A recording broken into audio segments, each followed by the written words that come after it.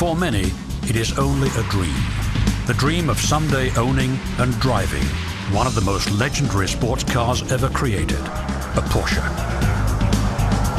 These dream cars have become the worldwide benchmark of sports car performance and styling.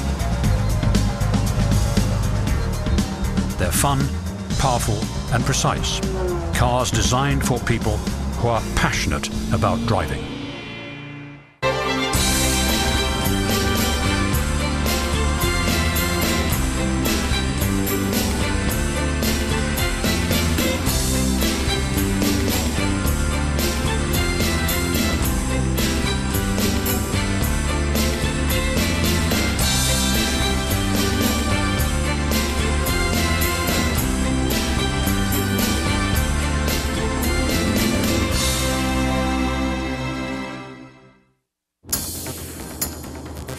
Porsche earned its reputation by building high-performance vehicles that appeal to demanding drivers.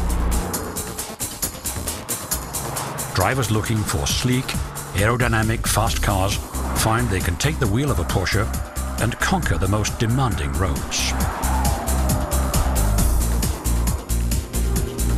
Knowing the racing heritage of these cars, it's easy to let your mind drift as you dream of competing at Le Mans,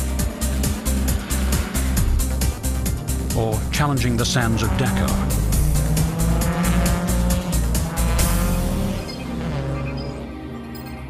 All Porsches share a common legacy of automotive innovation, no matter where they're driven. A legacy that began with the company's namesake, Dr. Ferdinand Porsche, early in the 20th century. Throughout his career, Porsche and his cars would lead the way. His designs were first noticed on Europe's roads as he developed several sporty vehicles for major German manufacturers.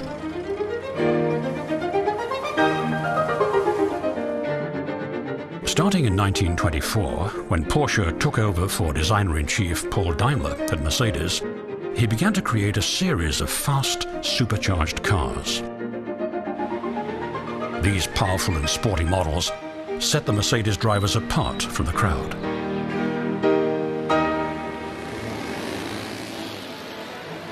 His most famous creations, the SS and SSK supercharged cars for Mercedes, were equally at home on the road or on the track. These cars had a low center of gravity that aided handling and lightweight but powerful engines. The superchargers tripled the amount of air going into the carburetor and pushed performance up to 300 horsepower. This was tremendous power for that time. Today, these cars have become collectors' favorites. Porsche's next project was designing a prototype car for Wanderer. This car was never mass-produced, and Wanderer soon merged with 4 other companies to form Auto Union. After the Wanderer, he began to work on a new, high-powered racing engine. This engine would form the basis for a series of revolutionary Grand Prix race cars, the Auto Union Silver Arrows. Like latter-day Porsches, these cars placed the engine behind the passenger compartment instead of in the front. And they were aerodynamic. They're considered to be the first modern race cars, far more advanced than anything else on the road at the time. These cars looked futuristic, but the combination of a mid-engine and independent suspension made them hard to handle. But especially skilled drivers like Bernd Rosemeyer and Tazio Nuvolari learned to control the cars. Auto Union and the Mercedes team dominated European Grand Prix racing in the 1930s. Backing both teams was a state subsidy from Adolf Hitler. Auto Union would not have received the financial aid if it wasn't for Porsche's personal plea.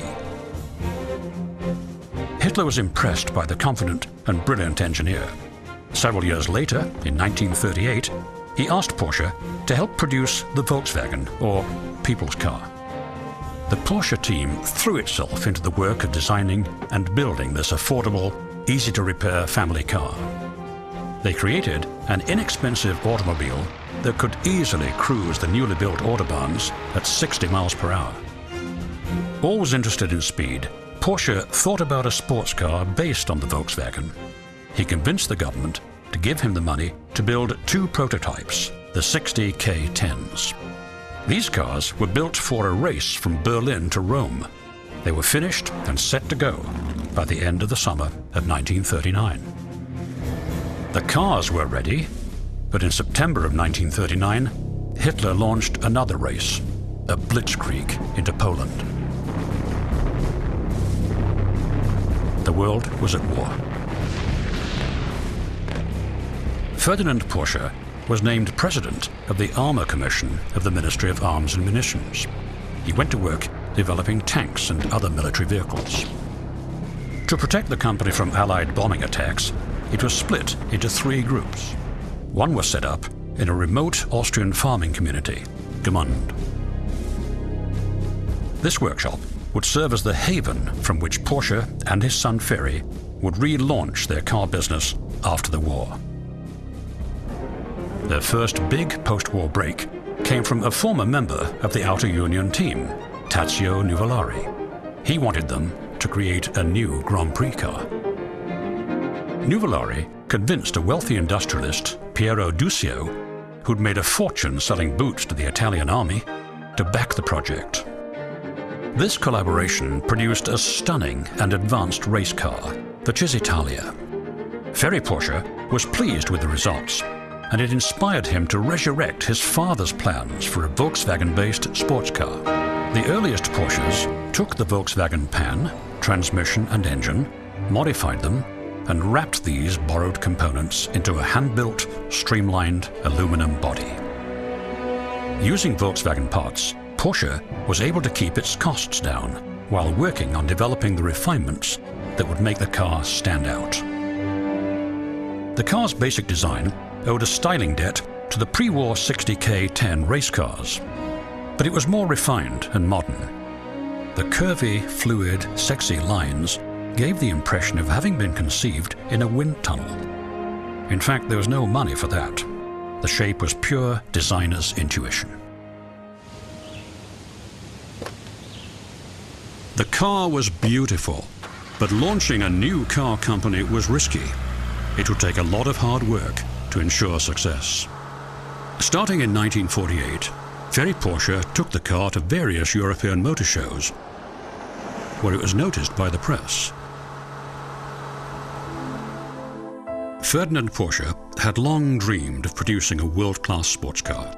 Finally, it was coming true. But in 1951, he died, just as his cars began to triumph around the world.